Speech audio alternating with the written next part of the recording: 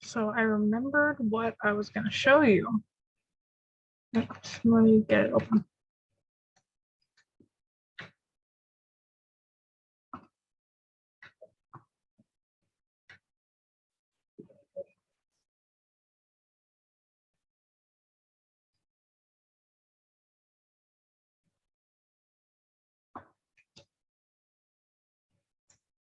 Okay.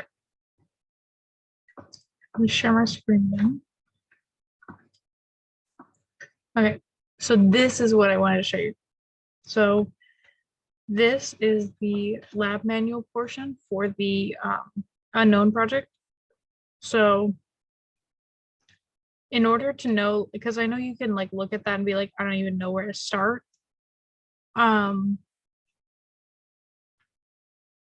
You don't really need to fill out this table. I never filled it out.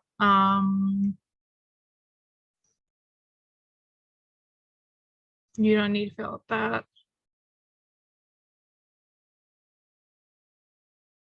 What the heck? Where did it go? I swear it's on here.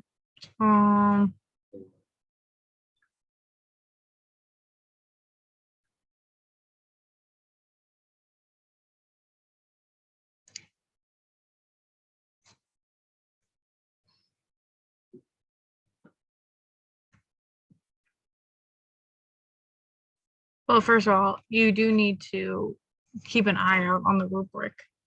But that's weird. Where did it go? Let's see.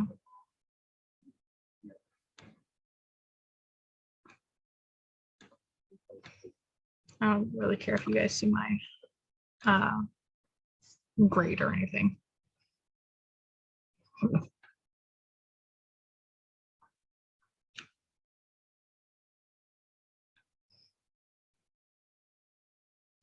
Let's see.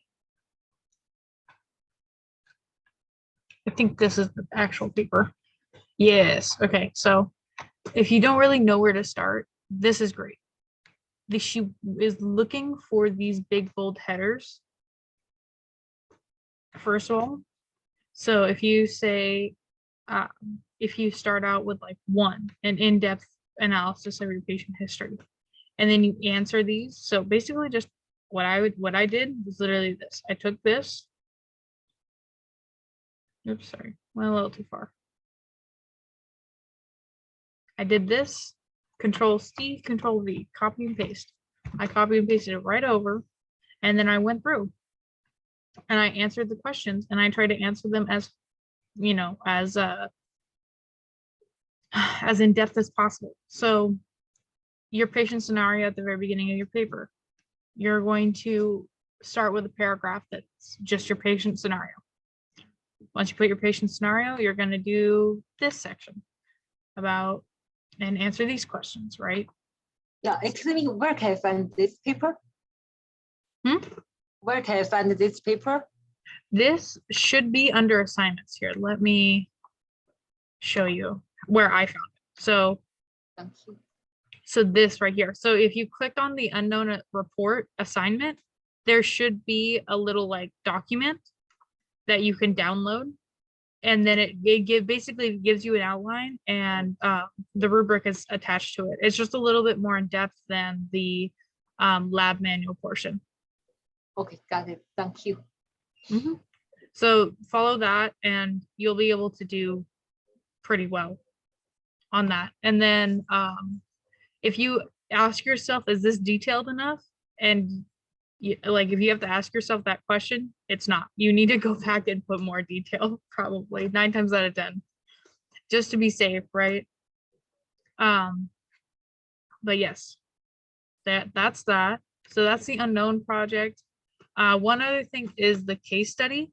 So for the case study, try to think in the same terms. It's kind of like a little preface. So if you're trying to like train yourself to give really in-depth analysis on bacteria, on certain causative agents, things like that.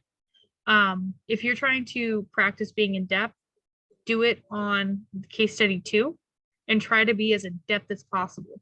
Try to talk about maybe not like a holistic view, but more of a honed in, a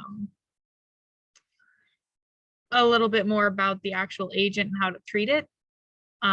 Because if you were to talk about the whole patient, you would have to do an unknown report for that organism. It would be almost like another case study, but more in depth. So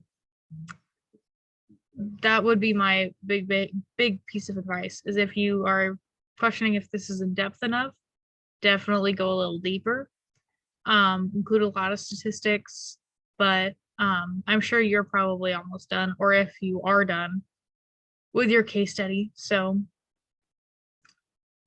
just practice a little bit and be prepared, and just, yeah, bring a snack. That's usually a big thing. You get tired because the classroom gets dark, and then you're just sitting there and people are talking kind of like this and just reading off a PowerPoint slide, and you get very sleepy very quickly. So but yes, that is about all I have in terms of unknown project, case study, all of those things. Are there any questions that you specifically had, or anything else you'd like me to go over?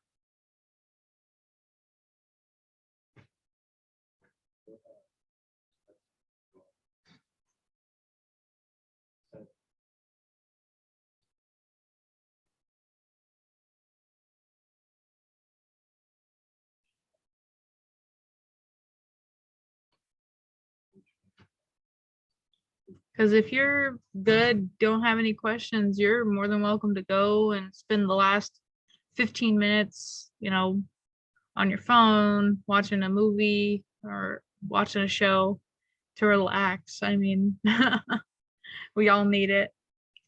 Okay, thank you. See you Yeah. next time. Bye. Bye. Have a good one. Thank you. Bye. Bye.